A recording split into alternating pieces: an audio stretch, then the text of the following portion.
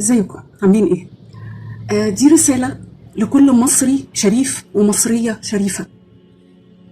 أرجوكم، احنا لما جزيرة الوراق جه عليها اللي دخلوا عليها وكانوا عايزين يهدوا البيوت ويهجروا أهاليها، أهل جزيرة الوراق وقفوا لهم فما قدروش يشيلوا حبة رمل منها.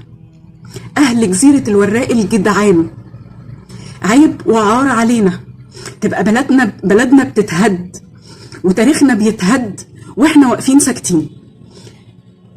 الناس اللي ساكنه جنب الاماكن دي وبتشوف البلدوزر وهو داخل، انتوا ازاي ساكتين؟ انتوا مش ضعفة، انتوا مش ناقصكوا حاجه، مش ناقصكوا لا قوه ولا ناقصكوا نخوه عشان تسكتوا على اللي بيحصل. ما تسكتوش، ده حقكم، ده حقنا. ما تسكتوش، ما تسمحوش لبلدوزر يدخل يهد حاجه. لما بتتهد خلاص مفيش، مش هترجع تاني، انتهت. ارجوكم ما تسكتوش. صحيح احنا في غمه في العالم كله، والغمه مصيرها هتروح وقت ما تروح، بس ما تسكتوش. على الاقل دلوقتي اللي في ايدينا نعمله. لما بلدوزر ولا اي حد يجي يلمس طوبه من اثارنا ومن تاريخنا لازم نقف له. ارجوكم ما تسكتوش.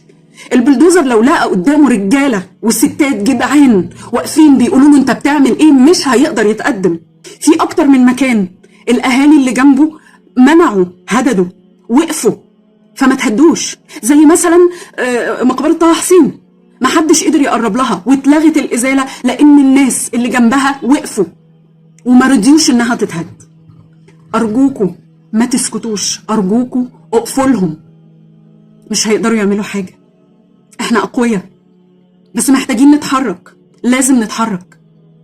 ارجوكم انقذوا مصر، انقذوا تاريخ مصر. محدش يقف ساكت.